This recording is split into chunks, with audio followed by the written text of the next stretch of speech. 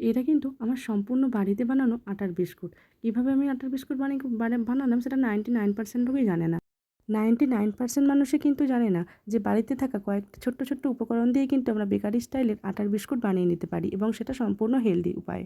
একটা কাঁচের বাটিতে 1 কাপ পরিমাণে চিনি নিয়ে 1/2 কাপ পরিমাণে জল দিয়ে সেটাকে ভিজিয়ে একটু সাইড করে রেখে দিয়েছি।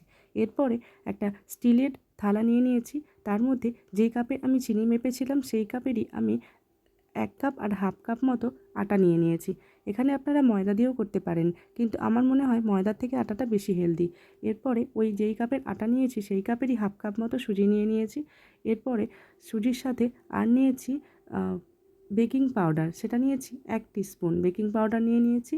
আর কিছুটা পরিমাণে এলাচকে আমি স্ম্যাশ করে গুঁড়ো করে নিয়ে নিয়েছি, কারণ এলাচটা দিয়েছি খেতে খুব সুন্দর একটা টেস্ট আর গন্ধটা খুব সুন্দর বেরোবে বলে। যেই কাপের আমি আটা নিয়েছিলাম সেই কাপেরই 1 কাপ মতো আমি সাদা তেল নিয়ে নিয়েছি। নিয়ে খুব ভালো করে আমি ডোটাকে তৈরি করে নিচ্ছি।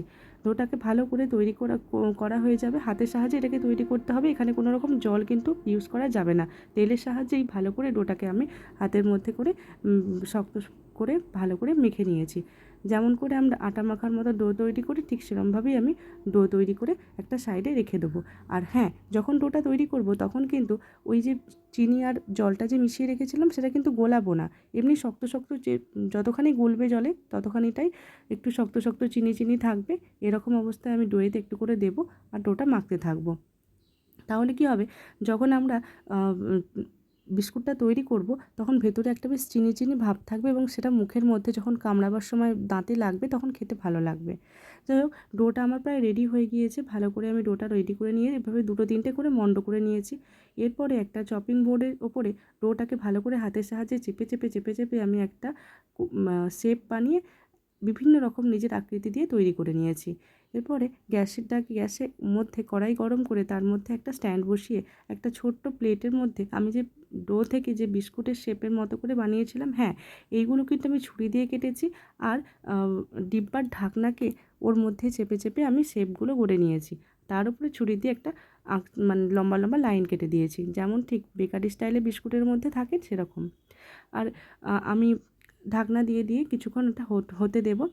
এই যে আমার বিস্কুটগুলো পুরো রেডি হয়ে গিয়েছে। কিছুটা বিস্কুট একটু বেশি কালো হয়ে গিয়েছে, কিন্তু ওটা কিন্তু পুড়ে যায়নি। খেতে কিন্তু অসম্ভব সুন্দর হয়েছে। যাই হোক, এই যে বিস্কুট আমার রেডি হয়ে গিয়েছে। একেবারে সুন্দর বেকারি স্টাইলের বিস্কুট। কতটা ক্রিস্পি হয়েছে চলো একটা ভেঙে দেখাই। এই দেখো, একদম খুব সুন্দর ভেঙে যাচ্ছে। আর ভেতরে যে চিনির গুঁড়োগুলো দিয়েছিলাম সেগুলো ওপরে একটা, একটা করে দেখা যাচ্ছে বলে বিস্কুটটাকে আরও সুন্দর দেখতে লাগছে। খুবই সুন্দর হয়েছে। একদম মুচমুচে হয়েছে আর মুখে দিলেই একদম মিলিয়ে যাচ্ছে।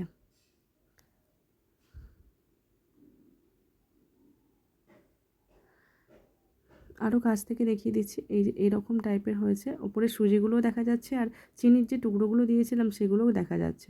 তোমরা কিন্তু এইভাবে, আর হ্যাঁ, অনেকে বলবে এরকম কালো, কালো কেন হয়েছে বিস্কুটগুলো?